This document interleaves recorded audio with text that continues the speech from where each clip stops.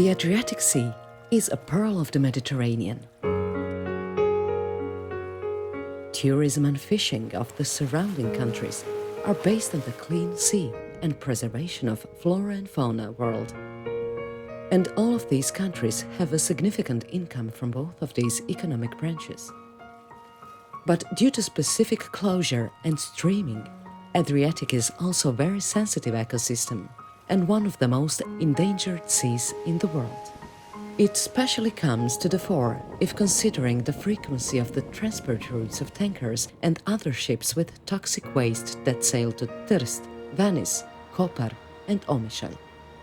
Regarding these facts, Adriatic is one of the most vital seas in the world.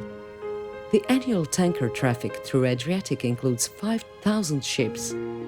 That is why the risk of oil and other toxic pollution is big. Due to prevent ecological disasters and pollution of greater proportions in cases of oil, petrol or transporting chemicals, countries in Adriatic Circle have decided to cooperate and to join their resources to be able, with combined forces, equipment, coordination and synergy, to predict the risk and to react on time in preventing eco-incident from becoming an eco-threat and disaster. The Zadar project brought together Italy, Slovenia, Croatia, Montenegro and Albania in this mission. Zadar is the largest project ever financed by the European Union to improve the coordination, protection and reaction of the operational center, counties, ministries and regions across the Adriatic in case of oil spill and toxic spill. There are 13 partners from 5 different Adriatic countries in this project, which is worth 3.3 million euros. There is 1 partner from Slovenia, Montenegro and Albania, and 5 from Italy and Croatia. The need for joint action and coordination was the most vivid after the incident on a Turkish ship Und Adriatic, which was set on fire in Rovinj waters in 2008, 30 kilometers from the coast. Fortunately, that incident didn't leave big and serious consequences regarding pollution of the North Adriatic coast. This incident showed a lack of coordination among the different players that are supposed to protect the sea and the coast. So after this incident, we decided to implement this project to improve the coordination, the ability of the administration and the common understanding of the protocol of interventions to improve the safety of the sea and the safety of the coast. The goal of the project is to establish a cross-border network of cooperation, management of risk control and management of emergency interventions. The big part in all of that has establishment and creation of Atlas, a web application that could gather data about the current movement of ships in the Adriatic, data of the potential danger of these ships for the environment, and also a model that will predict the development of potential danger, as the map of sensitive areas in the Adriatic and the database about an aerial schedule of equipment for interventions due to sudden sea pollution. That was all task of the CNR Institute from Italy, to integrate data from all of the partners and to use some of the samples of the SHAPE project from earlier. This application has its own link on the website hazadar.eu, and the data are for public use, and in the future they will be available for use by several civilian agencies and services, regional and also nationals. The vulnerability of the Atlas is made by 5 different elements grouped in 2 different ones. One is the environmental information, in which we have biology, we have the type of the coastline, morphology and so on. And the second group is made by human information, in the sense that we have touristic infrastructure, commercial infrastructures, and all information useful, all information grouped in human uses. All of this information would be gathered in the so-called vulnerability map that would show the stage of vulnerability in zones, in green, yellow and red color, available to define the risk of vulnerability as low, medium or high. The presentation would also include weather forecast data and maps the movement and currents, which is very important due to bad weather conditions. With the help of Atlas, it would be possible to visualize the incident and predict the movement of possible oil or any other toxic spill. Which is the coastline that could be interested of this type of oil. And then we overlap the concentrations, the sort of different concentration along the time, the concentration of oil spill that get to the coastline, and overlap this concentration with the vulnerability map. And finally, we can have the possibility to define the risky map for a certain type of coast, for a certain zone, and for a certain time. The simulations are about 72 hours, and so we could forecast for 3 days what happened in that zone.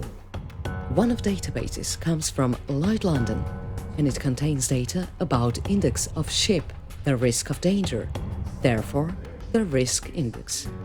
As a part of the project, there is also in Atlas all available equipment for interventions around the Adriatic, and it's marked where this equipment is exactly.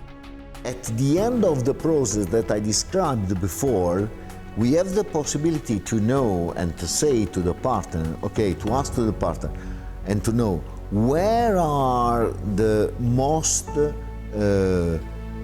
closer are the most useful equipment to maintain or to put away or to depollute the situation of the coast. There's a similar system in New Zealand, which was defined due to its coastal area as a vulnerability map.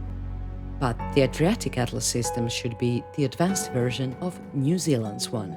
Considering the scale of the problem, instead of in New Zealand the lines are 20 kilometers long. Instead of in our situation we try to get in a smaller scale, in the sense we have every 1 kilometer if we have of course information. Every partner in the project should complete the missing equipment, while the institutes in Split, Terst and Piran bought radars that helps them to do the surface recording of currents and the wind.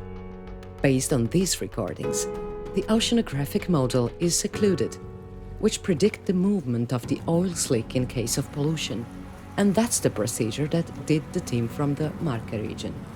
Primorsko-Goranska County had the task to make an analysis of the existing national and regional laws, list of rules, and plans for intervention on the sea, but also the list of their defects.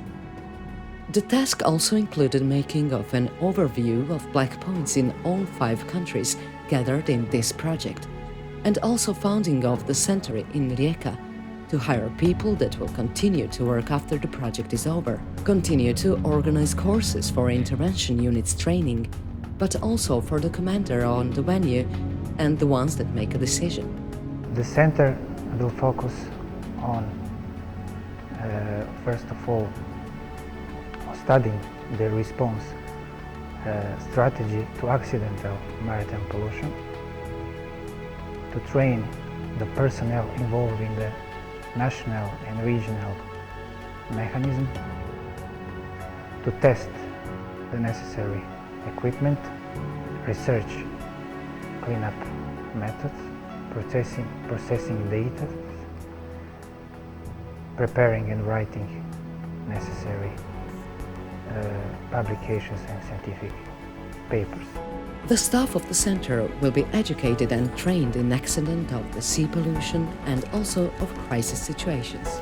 The goal of these trainings is to educate around 200 people. This training course, IMO Level 1, is designed for operational personnel responsible for cleanup and response action on site during the spill. There were 3 cross-border exercises in the Zadar project. The first one was in Zadar, organized by Zadar County. The second one was in Falconari, near Ancona. That was the result of cooperation of Marche and Emilia-Romagna regions.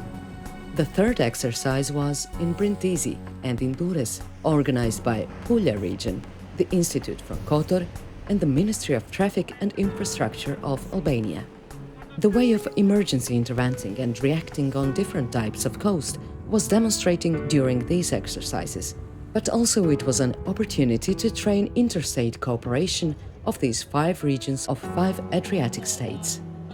After professionalization, we could have a safer Adriatic. So our mission is to integrate the toolkit of solutions.